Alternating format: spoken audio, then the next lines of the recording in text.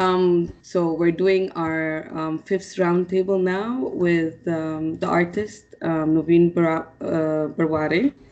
And so we'll be talking a little bit about her art experience, and we'll be talking about different discussions that we have also in the intersections between our work in the think tank and her work as an artist. And so she lives in Knoxville, between Knoxville and Nashville in Tennessee, right? So that's how we introduce it. And so maybe Ezra can start immediately. So it's just going to be a discussion mode, but we have bit of questions that we'll be asking you. And then we can, of course, go a little bit off to discuss different topics if you would like. So. Yeah, don't worry, we won't bombard you with questions, but we are really curious certain things about your art practice and how you approach kind of things. Okay. So I would like to go deep in that identity crisis situation. And as a think tank, we continuously question how nation states emerged and how it is regarded parallel as the basis of art museums' emergence. And the concept of nation, let's say, comes from a homogeneous settlement, not necessarily mono-ethnic background always. And also we know that the Kurdish national movement is seeking for a state or confederational entities. So can you share a bit your opinion on the conflict of national and local identities, and in the frame of contemporary art? Would you like to see one day a Kurdish National Museum or something like that? Oh my God, yes. I would love to see all of our contemporary art and our artifacts in one safe place. I would love that. Of course, who wouldn't love that, you know? But unfortunately, our artists and our artifacts and our artworks are all scattered, and our people are scattered and fragmented all over the world, and fragmented amongst even within Kurdistan, you know, occupied regions of Turkey, Iran, Syria, and Iraq. But national identity, you know, the thing is, I think the Kurdish movement, the Kurdish liberation movement is so, it's not just a movement for Kurds. I think it's a movement for all. And I think that, like, you know, you made a comment about, one, like, you know, having like a free independent state or this and that.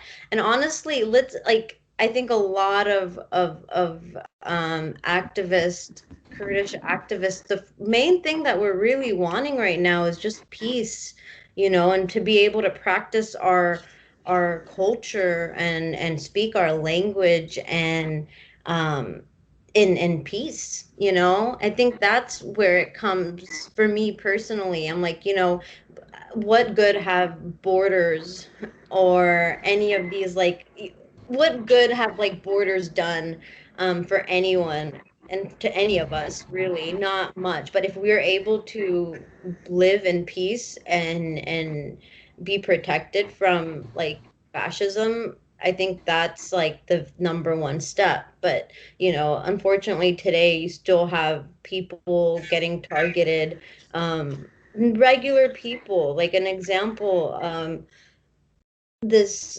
man in this city in Turkey, this Kurdish man in Turkey, he was like on a he was working on a construction site, and his partner, his wife or something, called him, and he was speaking Kurdish, and he got pushed by another person that he worked with. He got pushed off of the building just because the other nationalists, like, the heard him speaking Kurdish, you know? So it's like little, not little, that's not a little thing, but that's an example of, like, you know, of some of the issues that we have. And do I think that, like, you know, yeah, I don't know. So that's that.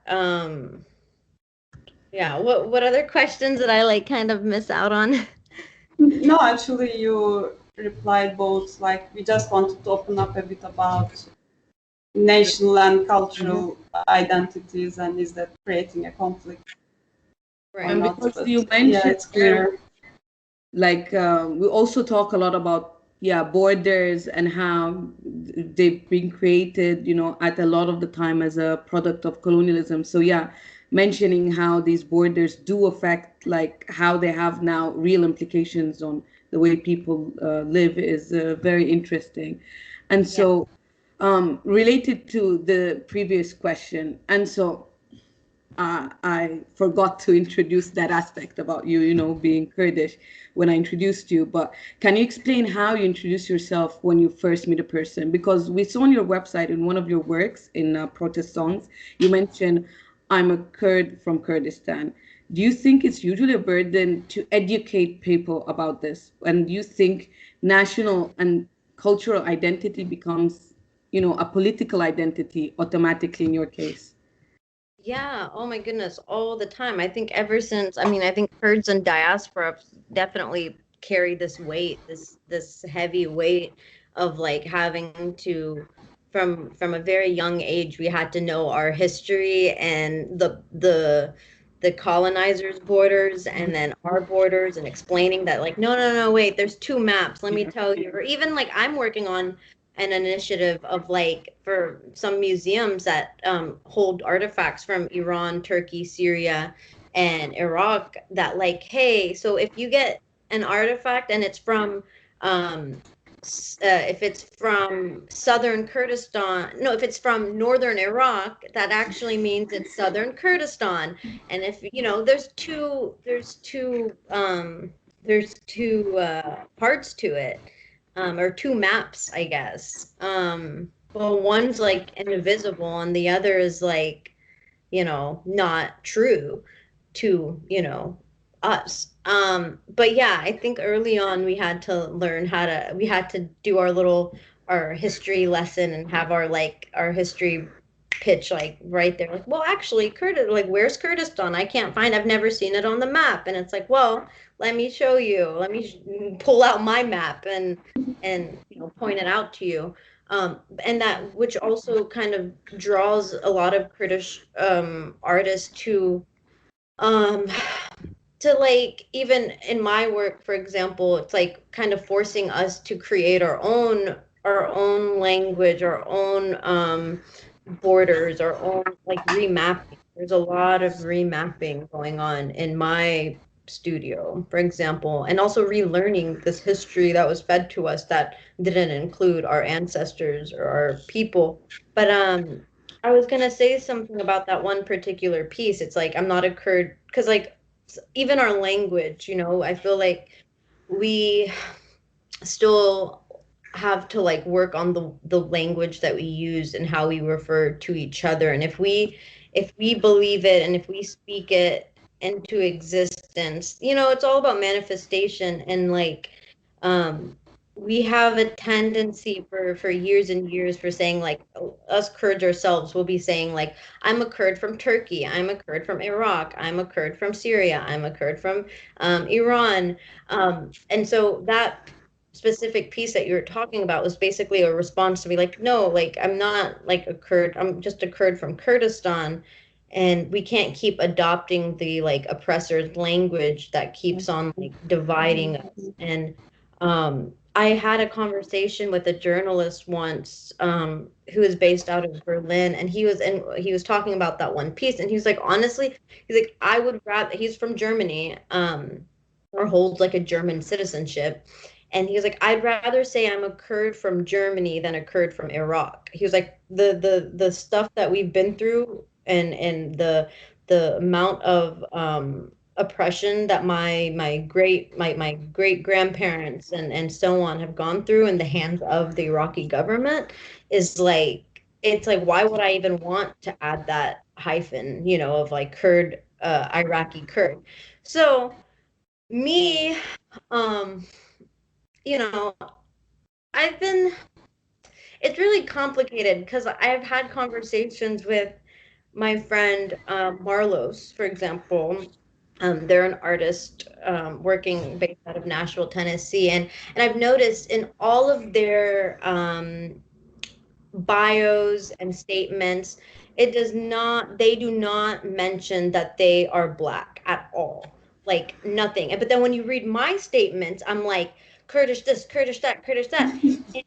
And the thing is, I think the difference, and we've talked about it before, is like for me, just even saying I'm Kurdish is gonna trigger some like national, like some nationalist like Turk or Iranian or Iraqi, you know? They don't, I don't know. So I use it kind of like as a double sword kind of thing of like I'm not only like trying to be loud about it because there's been a history of like just erasing you know, Kurdish people in existence, but then sometimes it's like, you know what? I'm just an artist, you know. I'm also just an artist and I don't, you know, I also yeah. So it's a Uh, it's yeah. a complicated situation in general.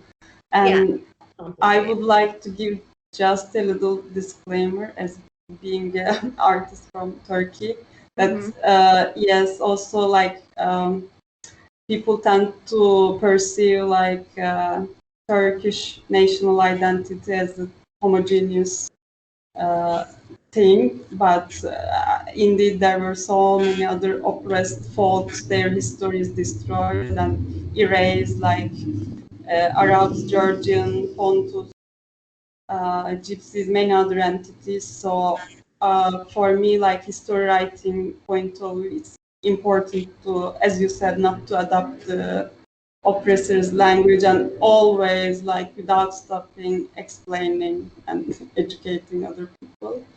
Right. So I would like to ask the way you materialize your art is very much about your background, as you mentioned. You use artifacts from your family, photographs, your community, as like traditional Kurdish clothes and rugs a lot, Mhm. and some hot Cheetos, like hot Cheeto bags, and like Lakers cardigan, skate. So we can say that you combine the traditional elements with the items of popular culture. Yeah.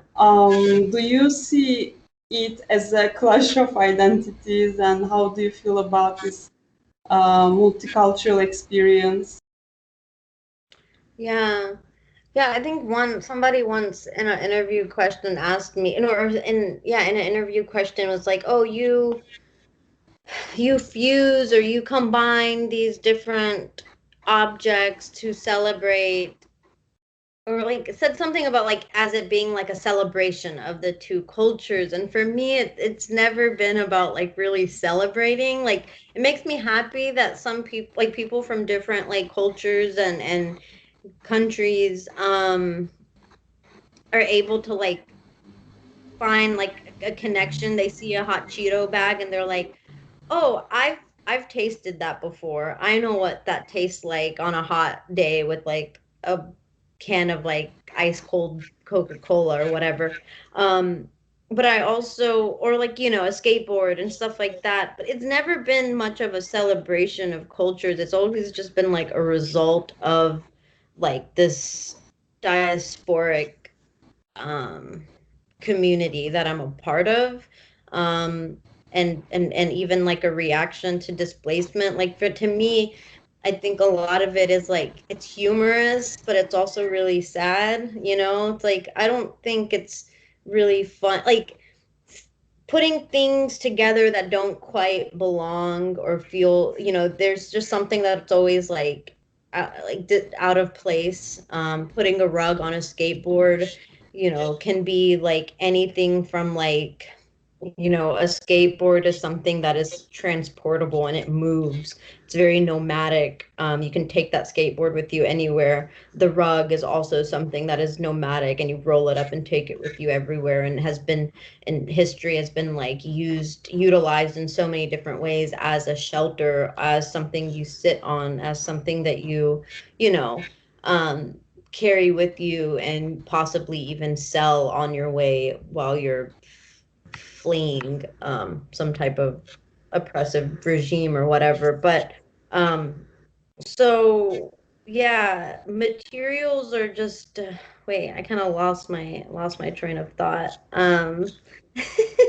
I go on these like rants. That's just how my brain works. I'm just like I work, and that's how my brain works, and that's how my work is too. My art is just like I work in these like fragments of like, yeah, bits and pieces. But anyways, what was the question again? So yeah, do you see that different items represent the clash of identities, Mm. or but you answer kind of it's more like a result Yeah. Of than just like, your yeah, reality you had gone through. yeah, for sure. Somebody once said I had this one quilt with like Barbie. It was weird. I had like a quilt and it had like Barbie's head and then like Barbie's legs somewhere, and then there's like paired with these images of like there's like an image of like people's like action in Rojava, um these images that I sourced from the news, and their legs were like blown off from these like Mm. Turkish bombs, and I was like pairing these like Barbie's legs that were torn off and like other little like pop references or whatever, and like somebody was like, oh my goodness, like at first they're like chuckling at the Barbie's like head and legs, and then they realize it's like, oh, like you just led us to here, and now I feel bad for like laughing because this is actual, so yeah, most of the time, and that's what I like. I like the having like multiple interpretations of the work, and I think that's recently where I've been like moving more and more into abstraction, because I'm able to play with that, like, the Mm-hmm. political interpretation and the romantic or the whatever. So. Mm-hmm. I think I kind of noticed that when I had gone through all your words. I'm super fan of them, but they were more representative, I guess, earlier. It's clear that you are going to more abstraction, although it's not completely abstract, but cool. So So we. it's very interesting also what you were saying about, your this diaspora experience. And we also discuss a lot, the concept of otherness when we're working with, trying to look into things with the think tank and our discussion. And so for the viewers from different contexts and backgrounds, particularly in the US, your art must be an interesting experience. What are the most, common reactions that you receive? And do you think some people from the art world, particularly in a way, are exoticizing your narrative and art practices? Yes, of course. Yeah, and I think it's just this really complicated, like, in between that I will always, I think, exist in, where my work doesn't quite fully fit into the narrative in America. Like Mhm. you know, am I an American? I always think about the American. What is it? There's that magazine called Art in America, or the American Painter. You know, I always wonder, like, where do I fit in this history? And then when I think of like Kurdish art history and the contemporary artists there, I'm like, I don't yeah, I don't think anyone really knows what's really going on, or like, um and that's where I come in, and I'm just kind of like, I'm just gonna make my own, like, world, Yeah. you know.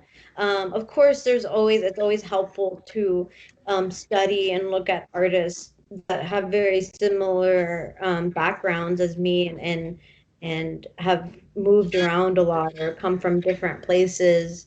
Um, I find a lot of clarity through that. You know, there's artists like Basira Khan, that I I find that resonates with me a lot. Um, but yeah, we can't really quite fit into either places Hmm. within the arts. I was gonna say something else, but I forgot. Um, oh, and then the exotic like Hmm. fetishizing the work and stuff. You know, it's funny because like the materials that I use, that's something that always like is my like main like my weapon, right? Is like I'm using everyday objects, and I've had like some curators and galleries be like, "Oh, like this is a Kurdish rug, or it's a Persian rug, or it's a Turkish rug," and I'm like, it's funny, like I have them like even questioning their own like, no, this rug was made in the USA actually, you know, and I'm like trolling them a lot too. I don't mean to, you know. Yeah. I'm not an anti-art artist, but sometimes it happens like, you know, I'm interested in that. I'm interested in like how do we take I find a lot of materials on the street, I right next to the dumpster, and I'm taking it into my studio and I'm giving it another life and I'm repurposing it. And how, you know, I'm interested in conversations around like this was on the street a month ago, now it's on in this white gallery, commercial gallery or museum, and how, you know, the question of like the difference, or like the space between like fine art and, you know, everyday objects, ready-mades. So yeah. You know, it's very because we had that discussion, on our last roundtable where we discussed, for example, the stereotypes and in otherness and how people from other contexts, especially artists, people would like to put them in certain boxes. And when you go out of that box, it's very hard for them to relate. And so they're like, no, but aren't you supposed to be doing this very particular thing that comes from your background? We can't imagine you. So it's very funny when you're saying like you using things that they can't imagine that come from, the US. So Right. This rug was made in the US. A lot of, and you know what? And that's where it all like, I think what feels authentic to me is like even the Kurdish dresses that I like that I collect from my community and stuff. Like you can tell which fabric is from like Kurdistan and which fabric is from like Joanne or Walmart or whatever, you know, like a local fabric store,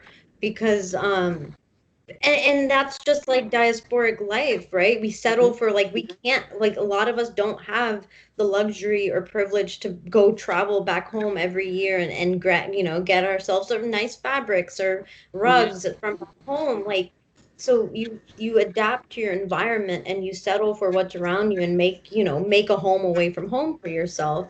And I think that's like a really a big reflection of why my materials like, you know, are what they are, because it's from the community, and the community, you know, um, that's just, yeah, that's just the reality. And also you're right about the whole like when they can't, when it's hard for them to like talk, like that's when you know you're doing something right, is when they're like trying so hard to like put you in that box or figure you out or have like a you know, in two sentences, like, oh, this is Nuveen.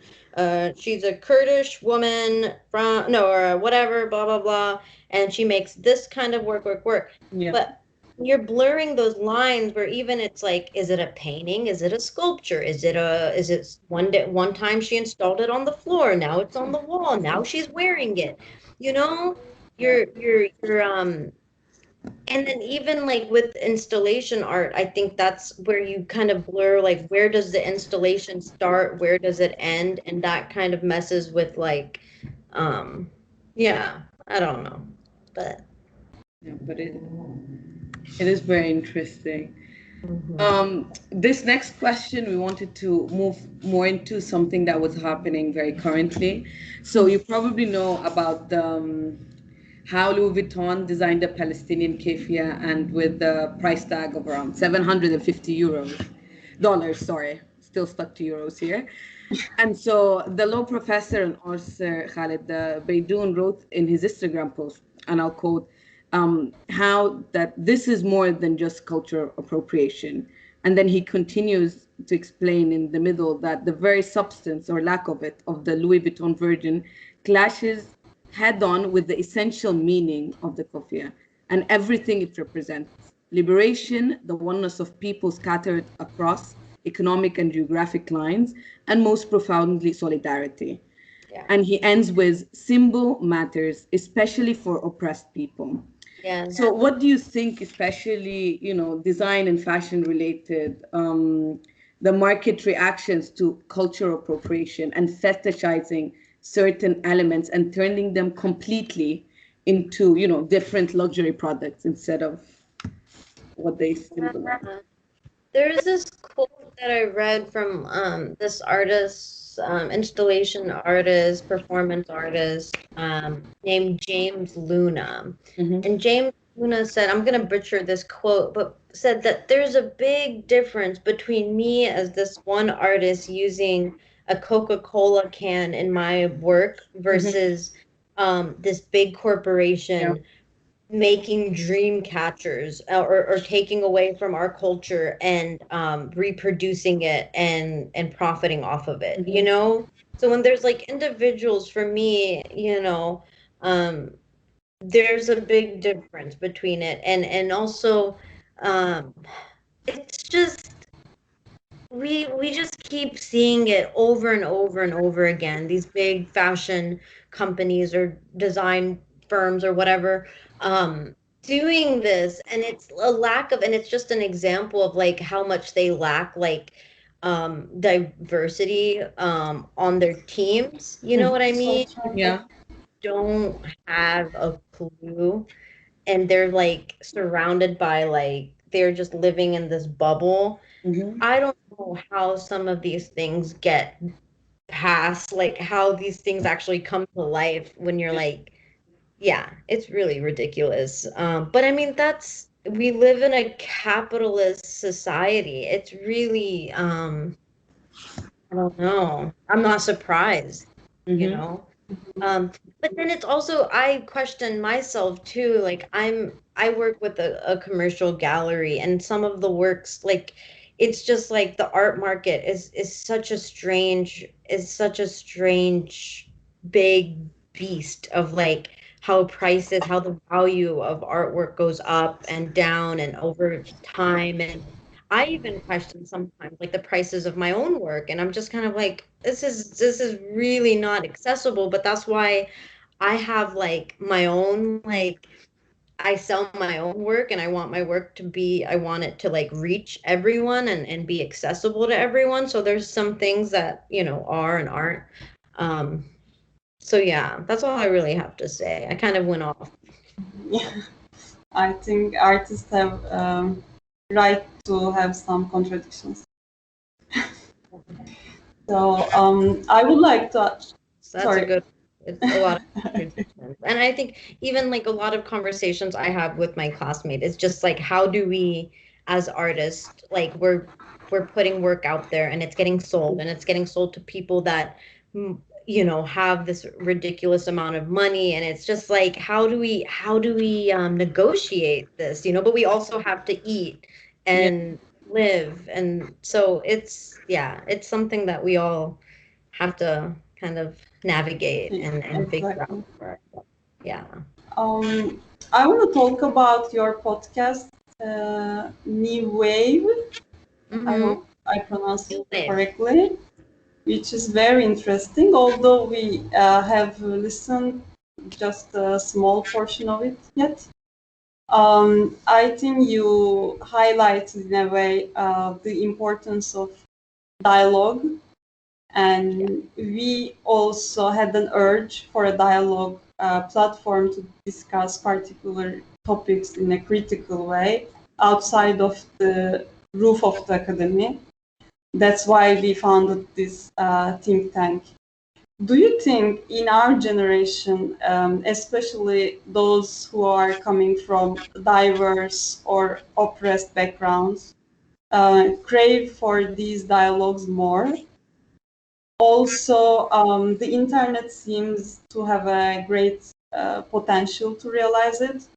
Do you believe that the internet sometimes democratizes the visibility of different voices and increases the vocal culture? Wait, the last part I didn't quite get. So you said, do I think that it what?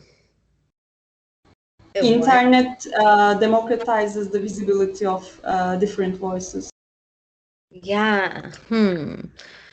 Well, I think the podcast was definitely like came out of like I don't know. It was just like it's a long distance it's a long distance podcast. My co-host lives like what 10 hours 12 hours away from me by car. Mhm. She's actually going to be moving to Kurdistan on Saturday, so it's going to be an even further long distance podcast once she goes over there. And all of our guests are, far away from us, and we've found and connected with them on social media. So social media has definitely been like I think like this third space, and that I really try to explore a lot in my own work, is like this third space that like kind of bridges the homeland and the host land, and it's just like we I think we participate in this third place, or we're active members in this third place when you're part of this diasporic community where there's always you're in a long distance relationship with all your family and all your friends. So I think if anything, social media for a lot of us um is just like a more advanced like version of like, Viber or WhatsApp that we talk to our family and friends on, or even like, back in the day when we'd get those phone cards and call our families back home. But now it's like, we have access to each other. And also it's like I like how do we say this? It's like there was a lack, right? There was a lack of that in my community, and we wanted to create it, right? We wanted to create a space for us to connect with each other, have conversations, and not always, something that's not always political. It's just casual. It's just super, super casual. We have conversations about everything. We have serious conversations, um, informative conversations, really funny ones. It's just, yeah, it's everything. It's really great. And I think it does give people a platform to like spread information. And sometimes it's like wrong information or like false information, and that can be really problematic too. You'll have people sharing like, yeah, a lot of like propaganda and stuff too, and that's not good. But anyways, yeah. Yeah, we can completely relate that need of doing this conversation publicly with a friend. That's Yeah. what we are doing, although we sometimes have difficulties to arrange the tone. Do we sound so academic? Do we try so hard? Do I sound smart enough? Kind of Oh, problems, yeah. but we are getting used to it. Yeah, no, for sure. I think like that is so hard. It's like, you know what? We can all study and read all the books that we want or can or whatever, but if you can't like translate that knowledge or like or get that knowledge like out there and to people who like might not have a academic background or might not have had um yeah, I don't know. I think it's accessibility is so, so, so important to me. Like, and I think the podcast is something that's been so successful because it's like people are just like, oh my God, I feel like I'm sitting in the living room with you all and we're just talking. Like so many people who've listened to the podcast say like it's so cozy and we just feel like we're like just, chilling with you. And I think that's important for me as an artist, as an educator, to like make everyone feel comfortable and not like um feel like they, have to talk a certain way or act a certain way to, yeah. Academia is so, it's, Rigid. Sometimes academia made people need a PhD in art history to contribute to conversation. Yeah, I'm so sick of academia, but apparently she will continue her Yeah. PhD. So good Also, luck. yeah. I So, like to study. I mean, look at, yeah, it just keeps sucking you in because we love learning, right? And we're Yeah. gaining a lot of knowledge, and yeah, that's it. We're learners. So Hmm. And for us um, also, this was like an outlet for us to learn and to contribute a bit of that knowledge. Like yes. we wanted to learn as much as we can from other people, and we felt like, especially that. There is an issue with representation and different dialogues and conversations. And so we were like, this is a chance for us to not just say what we want, but to learn from other people and for them to have a way to contribute also their ideas and, their experiences. Exactly.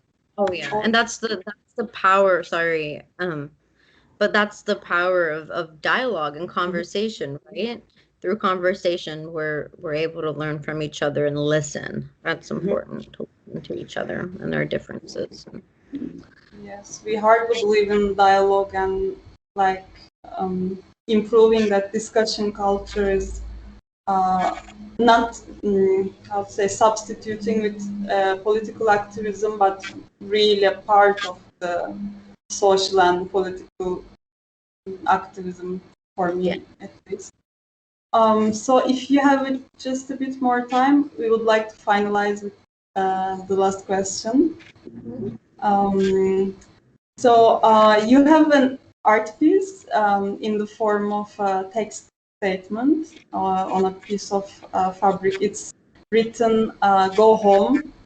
If this isn't my home, if that isn't my home, where do I go?" Yeah. Um, I guess it's not very new one, but mm, it's like you earlier mentioned that homeland and hostland. It's clear that you differentiate Yeah.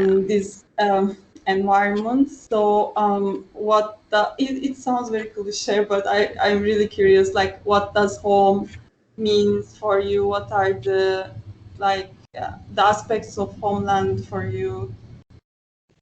Yeah. Mm. That piece is, oh, I don't even, yeah, that piece is gone. That piece, go home.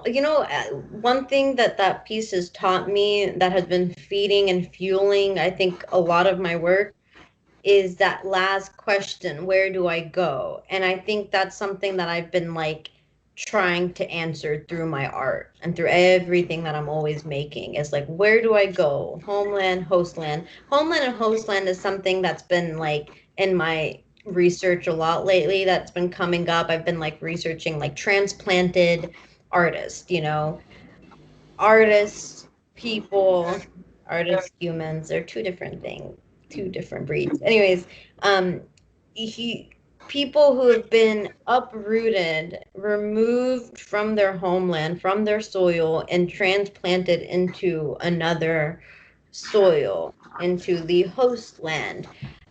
When you take a root from a fig tree or a rose bush, well, you don't take, if you want to plant a rose, you cut the branch and you do that. Well, let's stick to the fig tree theory. You take the fig tree, you take the root from the fig tree and you transplant it into the from the homeland into the host land.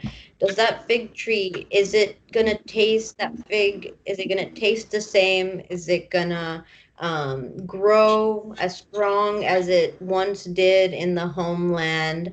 The water is different, the soil's different, the environment is different, and then and how does the environment affect the growth of this fig tree? Sometimes the roots grow stronger in this land that is not quite theirs, um, and sometimes they don't. Sometimes the fig tree, my dad had fig trees in his old house that just never, just always resisted the soil.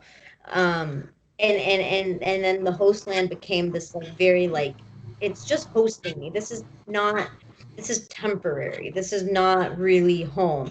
And for me, I think I've been just living in like, I've just always been living in this like ready to go, ready to go. My work started getting bigger and I started like getting really nervous because I'm like, oh no, like does this mean I'm getting really comfortable? Because like usually my work was always like I was able to fold it and it was just easy to transport. And like whenever I needed to go back to Kurdistan, I could just put everything in a luggage and take it. But if the work gets big, then I'm like, it's gonna be hard to move around with it. So home, I think, yeah, it's what you make.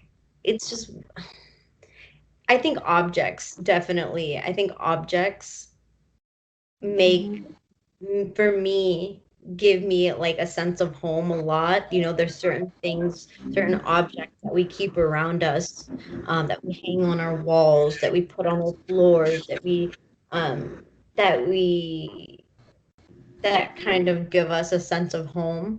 Mm-hmm. Um, and I think that you know, oh my goodness, if y'all come to Nashville, you'll see the international, like the Kurdish like international markets, and they feel like the ones back home. Like you just any international market really, if you go to a local international markets, I don't know about they have them how the ones in Italy are, but like you walk inside and you're like, oh man, this feels like I'm back home. You know, because you have these products, right? You have the products that they have back home, and so there's all these objects. So yeah, and then there's something else, the rug. I've said this before, where you put wherever you put the rug, like I've like done experiments of like putting the rug outside in like a busy street or a parking lot or whatever, and if you just sit down, you take your shoes off and sit down, all of a sudden like the whole world becomes living room, becomes Yeah. your home. So yeah, there's that too. Yeah. That's so lovely, and I love the fig tree metaphor. It's so poetic. I will probably think tonight before I sleep. Oh, thank you. Mm. So I guess we are done. Yeah, for questions. Amal, do you have anything? This is generally it, but I was just gonna say if you had like any other, thought or something that you felt like you missed that you wanted to share with us, because Um, it was a very interesting conversation, and I feel like we covered so much in such little time, and so if you feel like there's anything you haven't like after the question you thought of something like, oh, I wanted to say that, you can share with us. yeah. You know, just one more thing that's been like on my mind is representation in the arts and how a mentor professor of mine once told me, and I'm saying this because I think someone will be able to like benefit from it, you know. Um, and I'm all about like, yeah, let's share our concerns and ideas so other people can like learn from it and not feel like they're alone. So, anyways, a professor of mine once told me, Nuveen, you understand that a lot of your peers, a lot of your classmates, they have hundreds and hundreds and hundreds of years of like of artists that have been doing what they're doing today, and they have like this whole history to like fall back upon of like or like they have like all these contemporary artists that are making these kind of paintings versus you don't have that. So you're having to make up your own like language, your own art form, your own whatever. And when she said that, I was just like, oh wow, I never thought about it that way. Like if I was yeah. So I don't have, and so I think a lot of artists in diaspora don't, yeah, I don't know. That's something. And then there's one more thing. There's this interview by Jenny C. Jones, and Jenny C. Jones had a show called Constant Structure in Chicago not too long ago. And in the Jenny C. Jones had Professor Fred Moulton like write about her show. Mm-hmm. And so he was like for the whole like I don't know how many months she was working on her art. Fred Moulton was like basically, writing essays about the work. And one thing that she said was she was like it felt so good to be able to be an artist. She was like usually um she was like being a woman, being a black woman, being a person or a brown person, you don't usually have when you're in the studio, you don't have the same privilege or luxury of like a white artist where you can just make and we have to wear multiple hats in the studio. We have to be our own art historians. We have to be our own writers. We have to contextualize and place our things in this large lens, art history lens, because they won't know how to do it, right? They're gonna misrepresent you. They're gonna put you in a box that really is not giving you or your work any justice. So she was like having someone like Fred Moulton being able to contextualize my work, place it in an art historical context, and do it all. She was like, I was free. I was able to just make focus as an artist. I didn't have to think about any of that, and I was just able to make. And that is something that like I was just like, wow. And Mm-hmm. I hope that for everyone, and I think it's important to like to find your people and to Mm-hmm. find, and surround yourself with that so you can like, yeah, so you can experience that as well and not have to carry all that weight on your back alone. Yeah.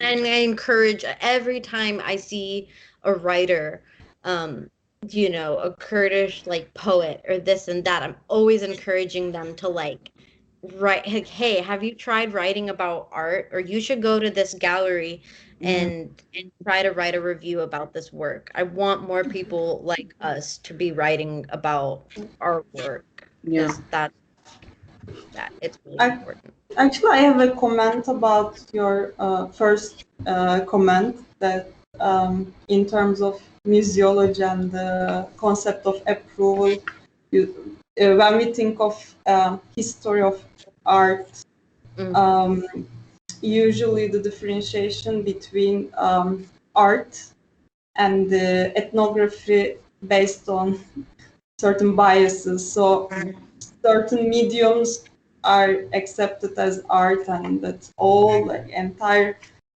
history of art is like the painting, oil painting is like art form.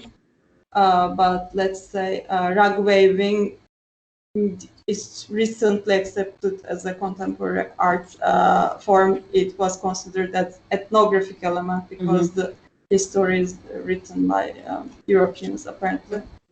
So that's why I would a bit conflict with your professor's comment because like you are your roots of your mediums you choose actually there were exist uh, just like other art forms, but Yeah. maybe they are not as visible in the history. Oh yeah, for sure. Like I definitely come from a rich lineage and history of like, rug making and weavers and tailors and all of that. But I think what they meant was more from like like an abstract painter, like Mm. kind of perspective or something like that. But yeah, I don't know. There's just not many. Yeah. But From that sense. So Mm. I'd like to just ask like one last question, just because you were saying that stuff about representational crisis, and different. So do you think that there should be like what is the role, for example, of non-Western art? So you were explaining the stuff about poetry and stuff, but do you think that there is something specific that they need to do, to support each other or to represent, or any comments about that? mm, I think what y'all are doing right now is a start, is a very, very good start, you know? Hmm. Yeah, I think we need to just keep building and keep making the community stronger, and it's like an ecosystem, you know? It's just like in the ecosystem we need you, we need the writers, we need all of it, and we need to just yeah, just keep helping each other and supporting each other and yeah, it's so important to feel seen and to feel heard and understood, because imagine how many people like I've talked to so many people in art school who've like dropped out because they felt so isolated Hmm. in these like white spaces, you know? So, yeah. But when you find people like, like you and who understand you and are giving you a chance to really talk out, your ideas and explore these things, it gives you hope. It makes you want to keep going, you know? So I think just showing up for each other Yeah. is key. And thank Thank you. you. Well, Thank you too. We were holding ourselves not to sound like fun girls. I hope you won't. Thank you so much. It was such an incredible, Yeah. genuine conversation, and we had also fun. I wasn't expecting that much, honestly. It was super fun. Thank good. you.